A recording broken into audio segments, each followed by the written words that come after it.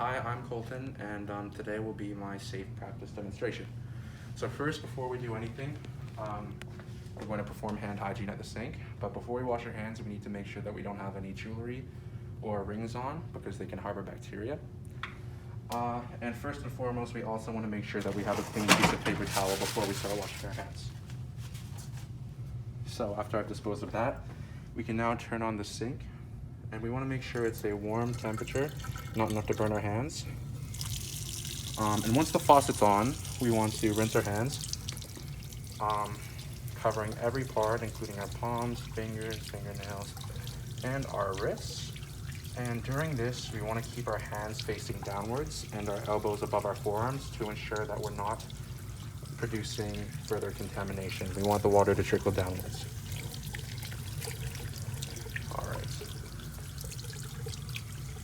And after our hands are thoroughly rinsed, we want to just keep our hands down, and we don't want to flick the water off because that can cause further contamination, and it can also contaminate our clothing. So after our hands are thoroughly wetted, we want to apply 3 to 5 milliliters of soap and lather our hands. And we want to get the front and back sides of our palms, interlace our fingers, get in between any finger crevices, such as like the knuckle wrinkles.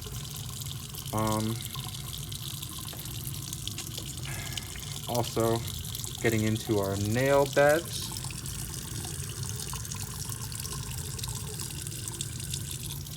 And rinsing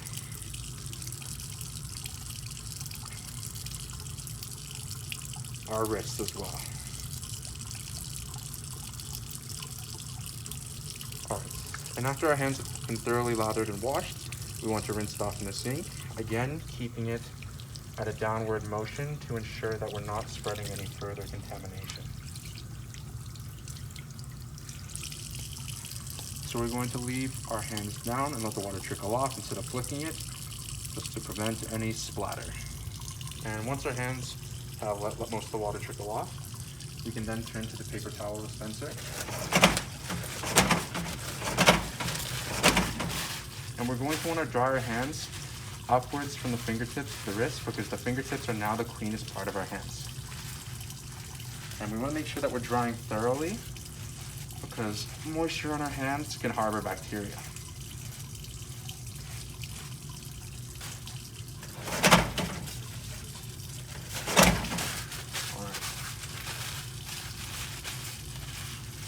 And we're going to dispose of this because we want to use a new clean piece of paper towel to shut off the sink. Again, preventing any spread of germs. So now that we've completed hand hygiene, our first step is to see the patient. But before that, we wanted to make sure that we have all of the equipment we need prepared.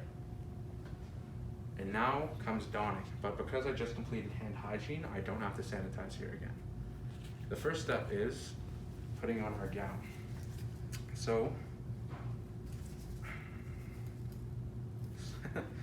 we're gonna wanna put the gown around our neck first, and we're going to be careful not to contaminate the front of the gown because that is where we're going to be coming in contact with most of our environment.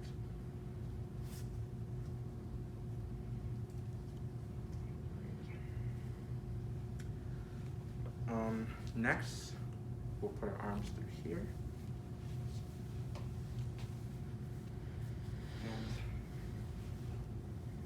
And the tie up front of the gown. And before we move on to the next step of applying the face shield portion of our personal protective equipment, we're going to make sure to hand sanitize our hands because we just touched our body. And again, covering all surfaces of the hand to prevent spread of germs. So now we're going to apply our face shield. And because we just touched our head, again, we have to apply sanitizer, hand hygiene. And before putting on the gloves, it is effective if you make thumb holes in order to ensure the gloves do not slip off during the rest of the procedure.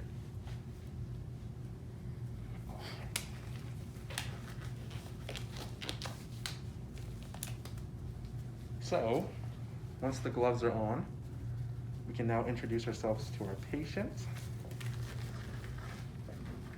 and continue the rest of the. All right.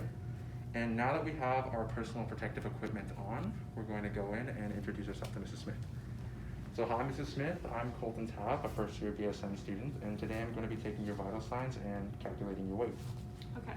Is there any information I should know prior to your examination, or do you have any questions for me? I do not know. All right. And first, I'll ask a baseline question of: do you know your blood pressure by any chance? I do not. And are you on any medications? No. All right. And this will provide me further insight towards any possible discrepancies with her blood pressure reading. So the first thing I'm going to do is grab my blood pressure cuff. And is it okay if I just apply this around your bicep? Yes. All right. And when applying this, I'm going to use the arrows as guidelines to ensure that I'm getting an accurate reading. Is that too tight by any chance? Or is that good? It's good. Awesome. And do you mind holding this up for me? Thank you. Make sure it's fully extended. And I'm just going to find your pulse here. All right. So now I'm going to tighten this up, and I'm going to find the baseline for her systolic pressure. So I'm slowly going to pump this up. Oops, sorry. Make sure it's tight.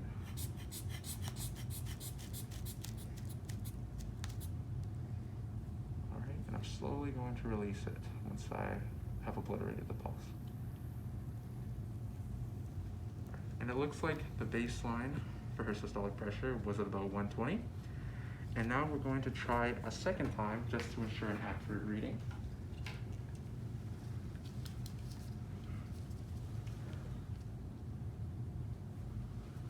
All right, and this time I'm going to find the pulse once again.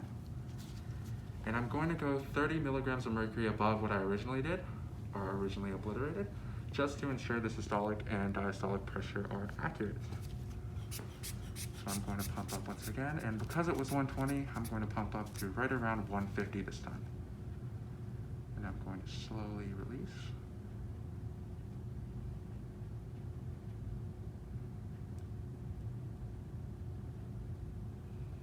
All right. And because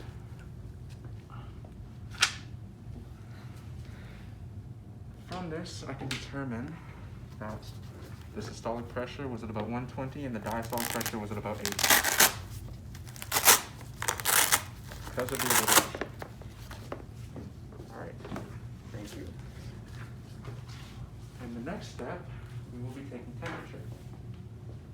So with me today, I have a temporal thermometer, which we will apply right at about the forehead and carry it right down to here. And this is just one method of measuring temperature.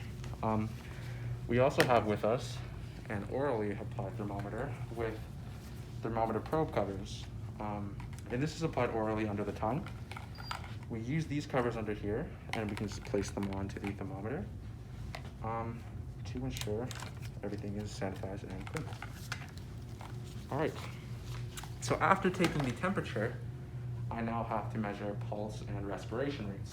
So the purposes of this demonstration, and to explain myself, what I would do is I would initially take her pulse, and while performing it a second time, without letting her know, I would take her respirations. And the cause for this is because when you let a patient know that you're taking the respirations, they can often consciously change their breathing rate because they are aware of their breathing. So is it okay if I take your pulse? All right. Yep. Thank you. All right, and I would do this for 30 seconds, and then next, without her knowing, I would continue to do this. Are you feeling okay? All right, and then I would count the respirations as well. So after this, I have a pulse of about 65 and a respiration of about 13, which are within normal ranges. Everything's looking good. Okay. All right, and last but not least, I will ask the client for their weight. So how much do you weigh, Mrs. Smith? 200 pounds. 200 pounds. All right, and typically we would use a sanitized calculator to calculate the weight, but because I know off the top of my head, 200 pounds, we divide that by 2.2 to get the number in kilograms, which is about 90.1 kilograms. And after this, it is about 90.9 kilograms, which is 91 kilograms. After this, I will ask, do you have any further questions for me, Mrs. Smith? I do not know. All right, well, thank you very much. Thank And you. after seeing the client, I will now doff my equipment.